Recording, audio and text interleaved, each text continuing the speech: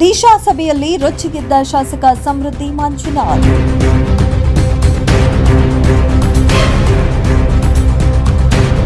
ತಾಲೂಕಿನಲ್ಲಿ ಗಾಂಜಾ ಬೆಟ್ಟಿಂಗ್ ಯಾಕೆ ನಿಂತಿಲ್ಲ?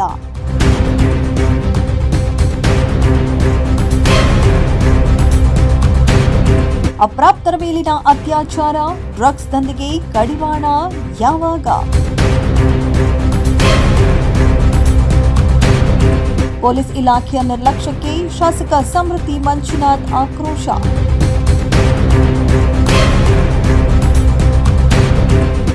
ಜಿಲ್ಲಾ ಪೊಲೀಸ್ ವರಿಷ್ಠಾಧಿಕಾರಿ ಕನ್ನಿಕಾ ಸಿಕ್ರಿವಾಲ್ ಅವರನ್ನ ಬಹಿರಂಗವಾಗಿಯೇ ತರಾಟೆಗೆ ತೆಗೆದುಕೊಂಡ ಶಾಸಕರು.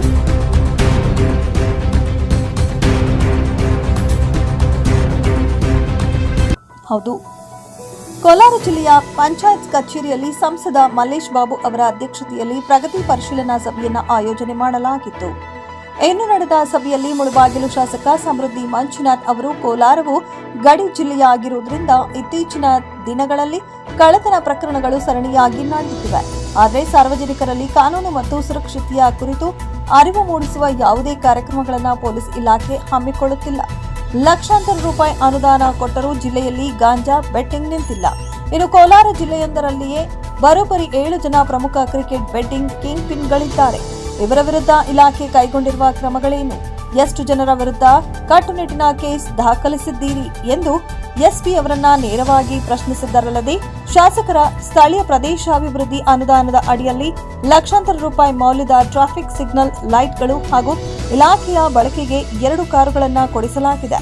ಇಷ್ಟೆಲ್ಲ ಸೌಲಭ್ಯ ನೀಡಿದ್ರೂ ಜಿಲ್ಲೆಯಲ್ಲಿ ಅಪರಾಧಗಳು ನಿಯಂತ್ರಣಕ್ಕೆ ಬರುತ್ತಿಲ್ಲ ಯಾಕೆ ಎಂದು ಜಿಲ್ಲಾ ಪಂಚಾಯತ್ ದಿಶಾ ಸಭೆಯಲ್ಲಿ ಎಸ್ಪಿ ಕನ್ನಿಕಾ ಸಿಕ್ರಿವಾಲ್ ಅವರನ್ನ ತೀವ್ರ ತರಾಟೆಗೆ ತೆಗೆದುಕೊಂಡರು.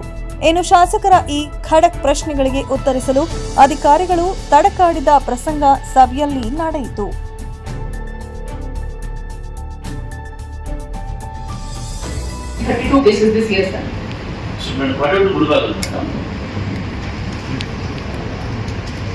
ಮುಳಬಾಗಿಲಲ್ಲಿ ಏನು ಹೆಚ್ಚು ರೀತಿ ನಾನು ಈಗ ನನ್ನ ಲಾಸ್ಟ್ ಒಂದು ಪ್ರೆಸ್ ಮೀಟ್ ಮಾಡ್ತಾ ಗಮನದಲ್ಲಿ ಪ್ರೆಸ್ ಮೀಟ್ ಮಾಡ್ತಾ ನಮ್ಮಲ್ಲಿ ಗಾಂಜಾ ಕೇಸು ಜಾಸ್ತಿ ಬರ್ತಾ ಇದೆ. ಮುಳಬಾಗಿಲಿಗೆ ಗಾಂಜಾ ಕೇಸು ಜಾಸ್ತಿ ಸಪ್ಲೈ ಆಗ್ತಾ ಇದೆ.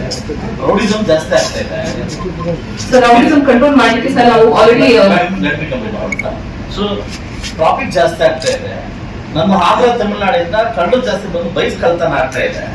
ಅದಕ್ಕಿಂತ ಹೆಚ್ಚಾಗಿ ಕರ್ನಾಟಕ ರಾಜ್ಯದಲ್ಲಿ ಹೈಯೆಸ್ಟ್ ಪೋಕ್ಸೋ ಕೇಸ್ ಆಗ್ತಾ ಇದೆ ಅಂತ ಅದರಲ್ಲಿ what is awareness? So we are doing awareness programs in all the schools and colleges, sir. We are telling parents that before marriageable age they cannot marry their girl child, sir. We are spreading awareness about it, and whatever POCSO cases reported, we are immediately taking action, sir, regarding all those. Sir, regarding traffic, sir, maximum people were deploying on the road, and we have installed CCTVs in Mulbagal in some 30 locations, sir.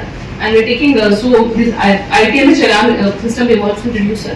And we are looking at ITMS cases. Sufficient, madam. Time on program 11 works.